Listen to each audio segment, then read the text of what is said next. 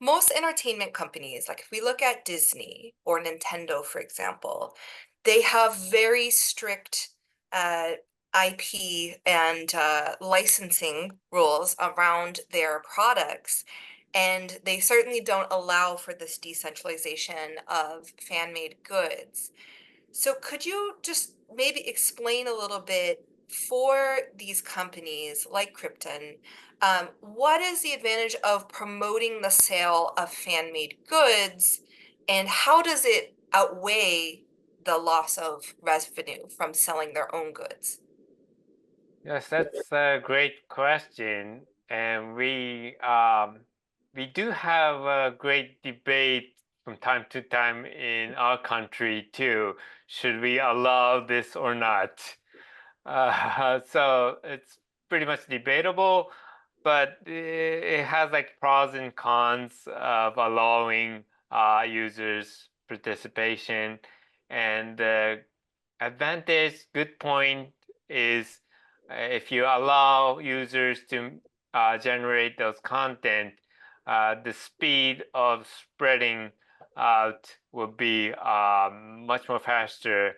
Fan will like contribute to the to promote the content to the other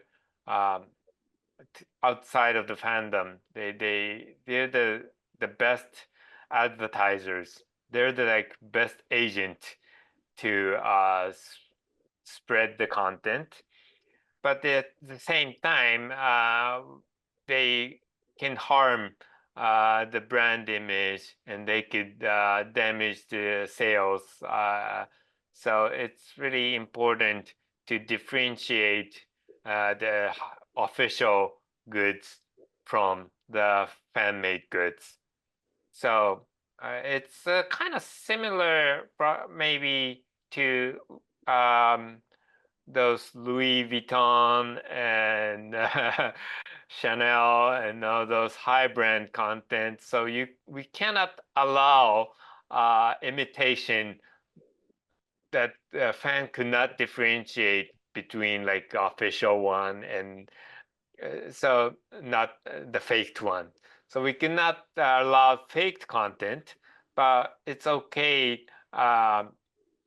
to let the people make the UGC. So the faked one and the UGC is like kind of different. So how we differentiate and how we set the policy is has becoming really important, I would say. Thank you so much for further elaborating on that. And it does make a lot of sense that they're still making clear what are official goods and what are fan-made goods. And I can understand that fans are often much quicker in their production of goods and getting the word out about the star or new promotion. Yeah. Great. So, let's see, another question. I maybe just because I haven't experienced it firsthand, can you explain the appeal for fans who are going to a concert for Hatsune Miku, Mhm. for example, and they're gathering in a room and they're watching this virtual idol on a screen? And What no one's is there on the stage, right? Yeah, and there's no actual human on the stage. So from the fans' perspective, what is valuable with that experience for them? Right. I know it sometimes sounds a little bit odd for some people who never attended, but if you are there, you can feel some sense of belonging there. So fans are like together at the same time, same place, enjoying the same content. So it's more like not more like enjoying the time being there with the other fans. So it's not only like enjoying the best performance from the best performer, but enjoying and sharing the time with the rest of the fans. So that brings fans to this to the concert, I think. Great. Yeah, thank you so much for sharing that. I guess that makes sense. The fandom, they have a sense of community in Hmm. that moment. And I imagine the concerts from the business perspective are an excellent source of monetization. We Hmm. know even for real artists, human artists, often touring is where they make the majority of their revenue. So, if you could just elaborate, what are the other ways that these companies are monetizing the content? You mentioned Super Chat, for example, for the VTubers. If you could just paint a bigger picture of how they're monetizing, that would be great. Hmm. So monetizing is by super chatting and membership and sales of goods, merchandising, and the concert. I think those four would be the major source for the company. Okay, great. Thank you so much for explaining that. So one thing I am really curious about is Krypton uh, versus Kazuna AI Incorporated. Hmm. My understanding is the valuation of these companies are very different, with Krypton having a low valuation and Kizuna AI having quite a high valuation. So, what is the reason behind that? Yes, so I think the the comparison will be between Hatsune Miku company, so Krypton Future Media, and the other side, it's a cover or any color. It's a VTuber company. So VTuber company has like more successful evaluation compared to Krypton Future Media. That is because the the VTuber companies has intellectual property (IP), so they have the copyright by themselves. But the Krypton, they only have from the business point of view, they're just a software company. So that's making the difference of the valuation from the stock market or from the financial market. So from the investor's point of view, Krypton is just a software company, but the cover and all those VTuber companies are the right holders, copyright holders, who has a huge intangible asset to do the business. So that's a great difference from the financial view. Thank you for that explanation. So it seems intellectual property rights are still really important in Hmm. terms of Hmm. monetization. And that's a great explanation to understand. It's more of a software and almost like an open sourced kind Yeah, of yeah, right. platform when it comes to Krypton. Great. So then just looking more on the cultural side, you touched on Japan being a very polytheistic society. And I know, Buddhism is kind of the main religion, and then Mhm. there's also Shintoism. And I'm just kind of curious if religion and spirituality in Japan influences the way people look at these characters. Yeah, that's a great point, and this is just a personal opinion, but I think so. The polytheism and Japanese traditional culture has been pretty much related to those content business and trend in Japan. Um, so we don't have like one God, but we every time it, and also we have like animism. So every time it rains, we like pray for the God, and we have like a we see God everywhere. Like we have like a God of wood, and we have like a God of um, God of school, study, and God for like health and all. So, so that's really that spirituality is like connected to how we enthusiastic about those idols and artists and content. Actually, idol is like something that is symbolic for the fans to get together.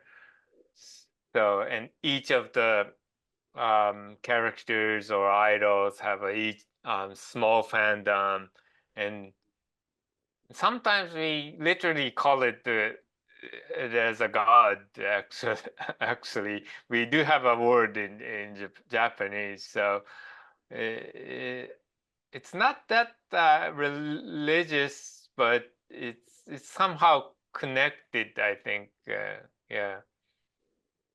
Thank you. That's absolutely fascinating. And that brings me to my next question.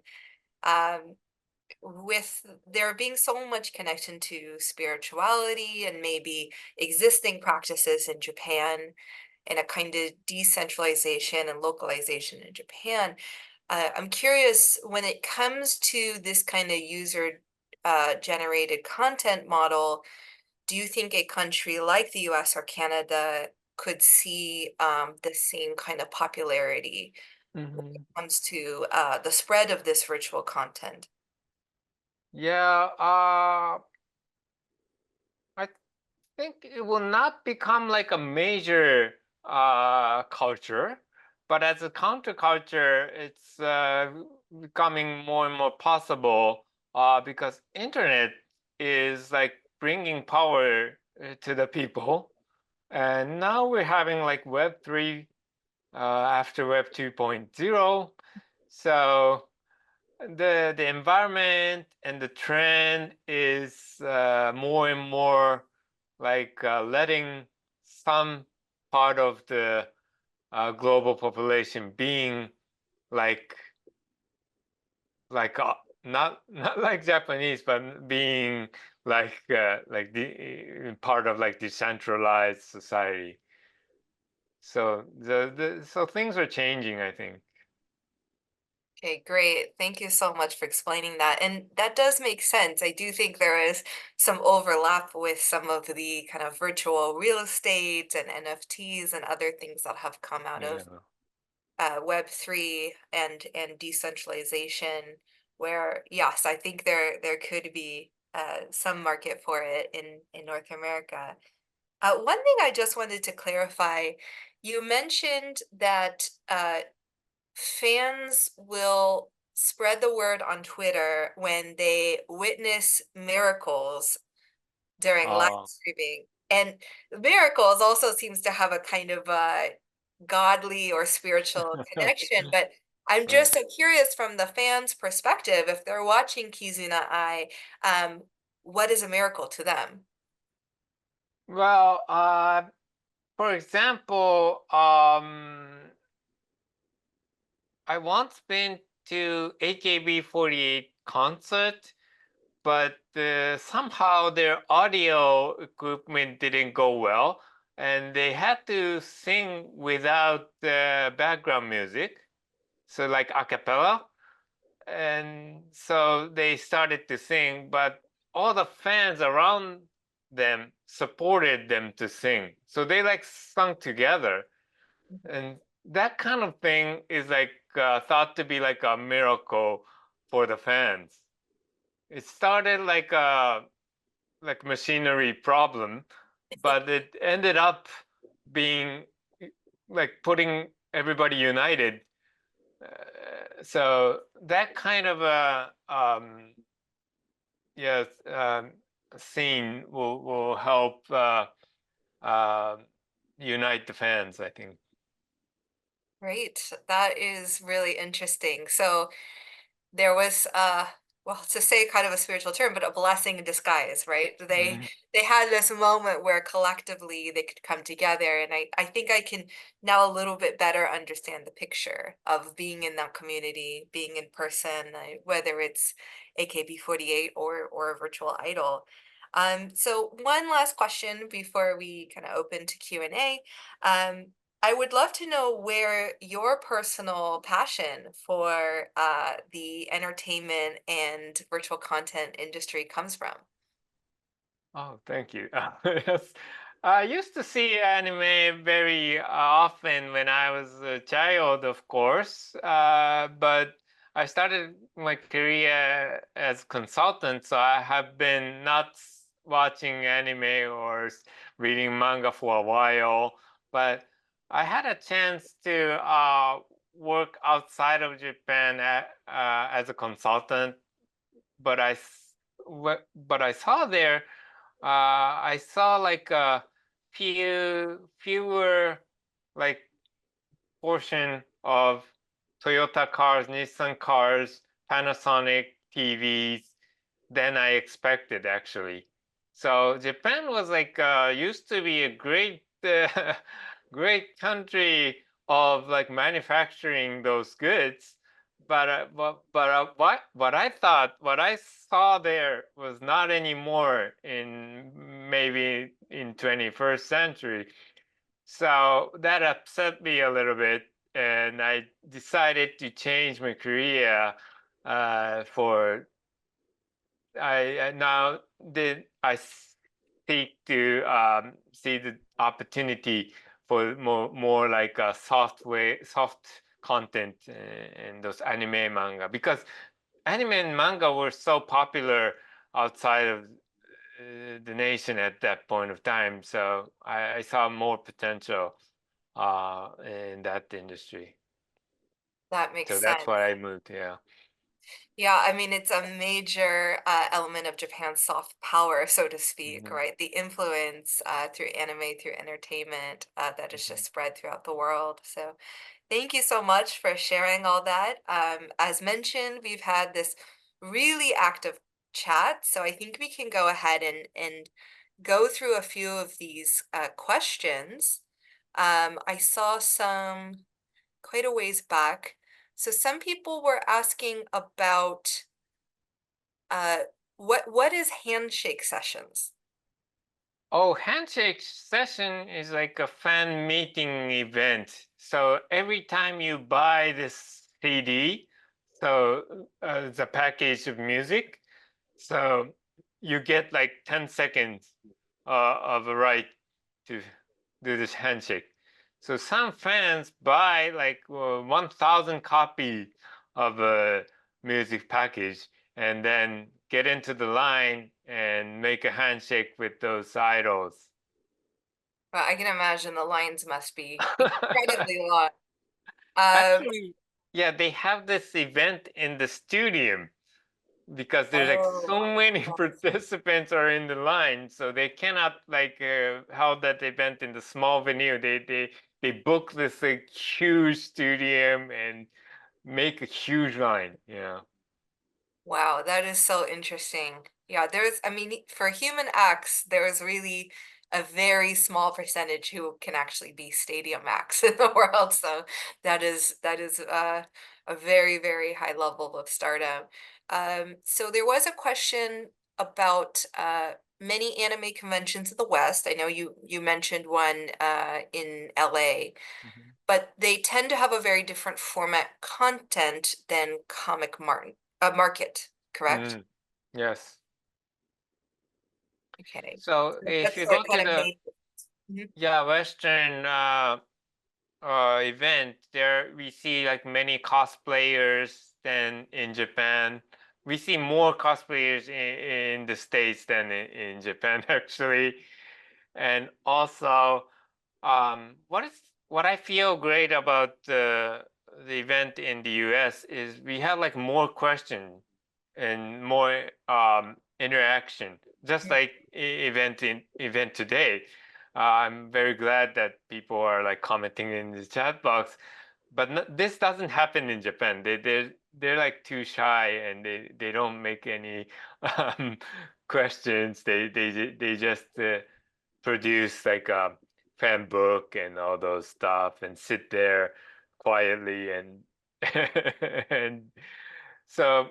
if you go to the event in US, there's like many active participation I see, which is very great, very nice. Yes.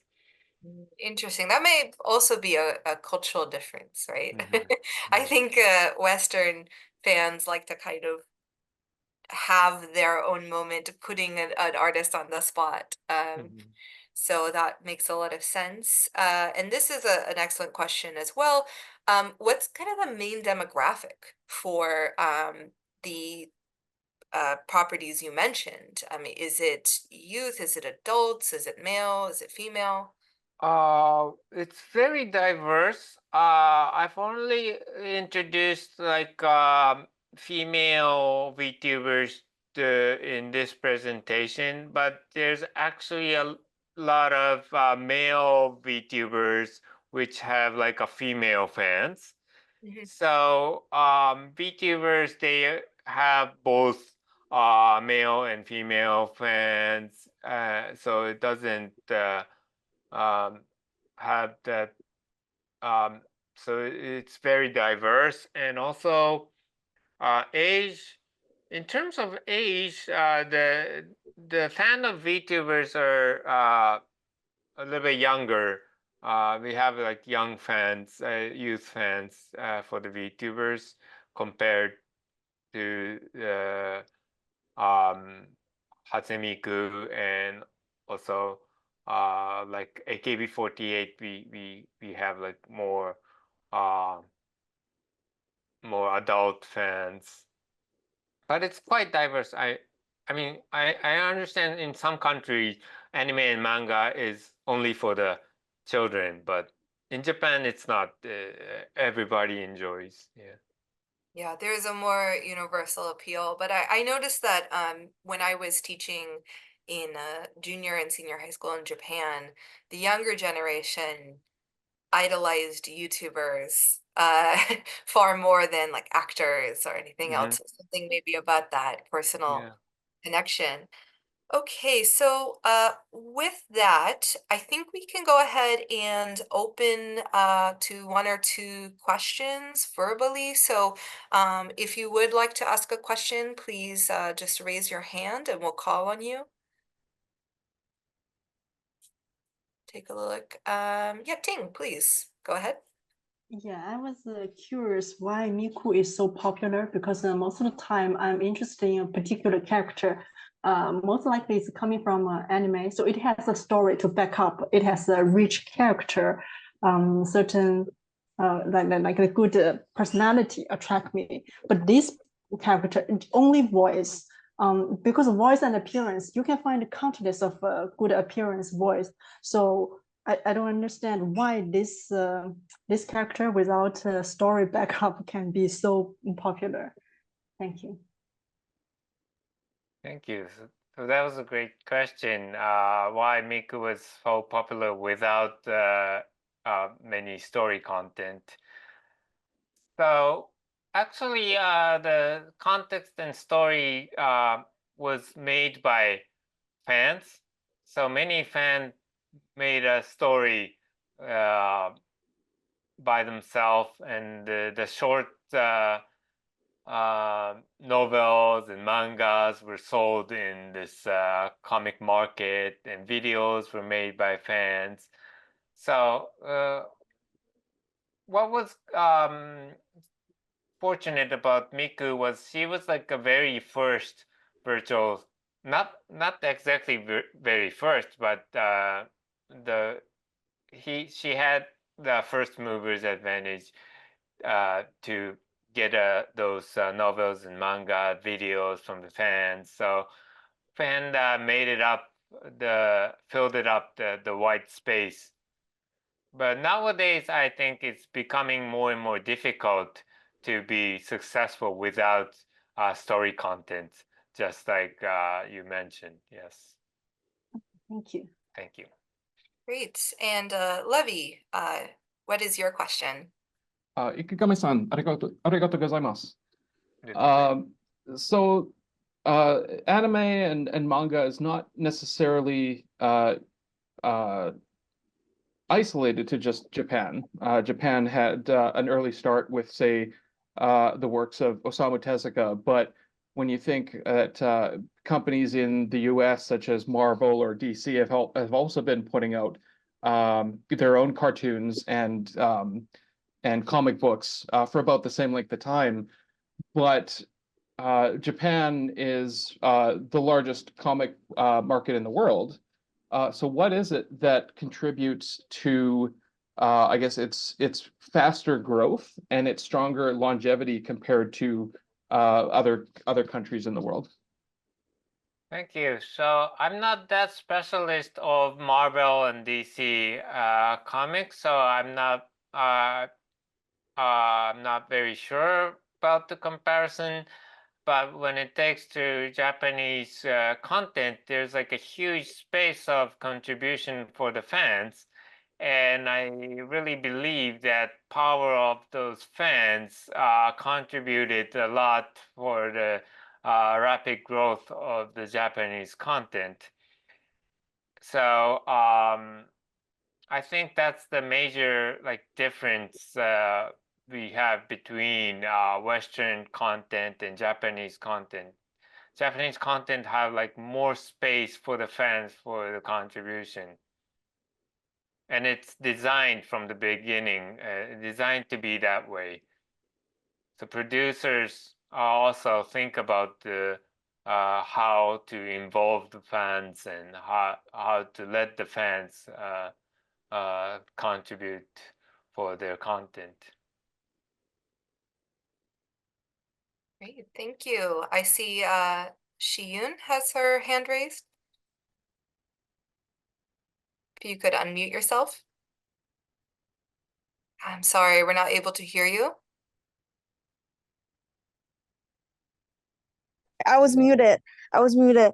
Okay, so yeah, so I graduated from students animation program, and I've been around in the art industry for like 6-7 years.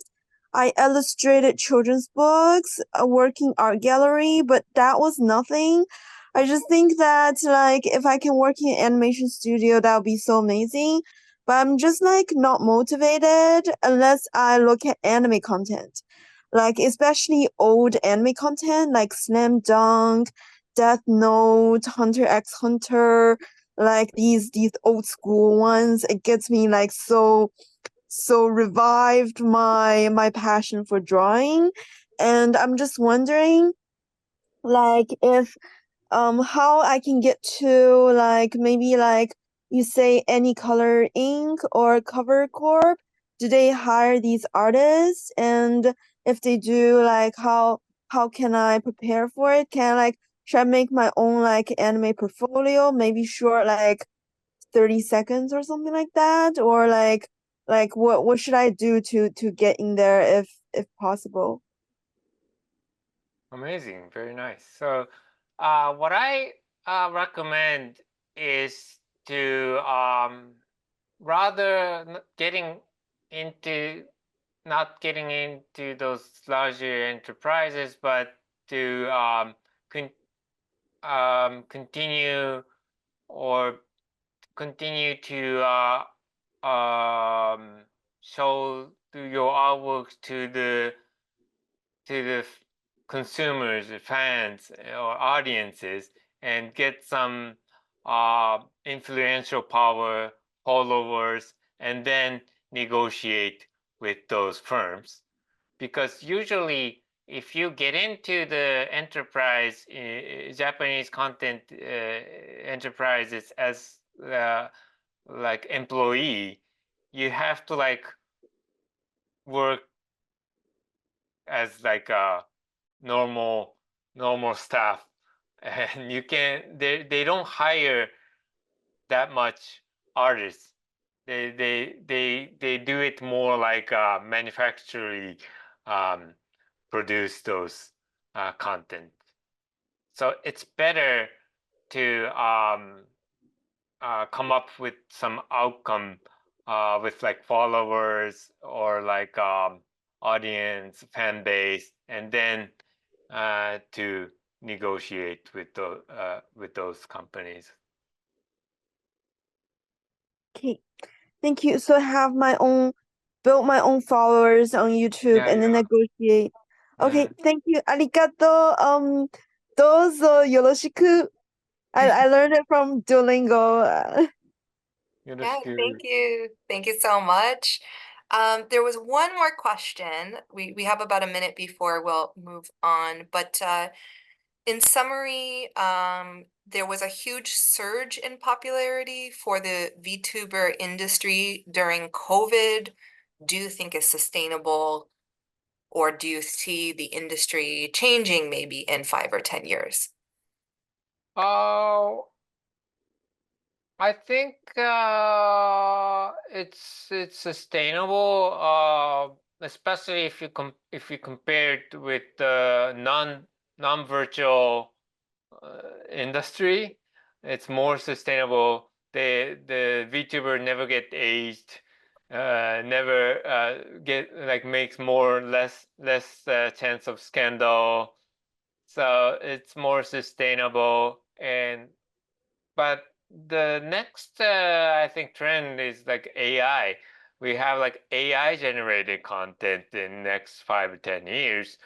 So we have to be cautious how would AI change this industry. So that's going to be the next trend.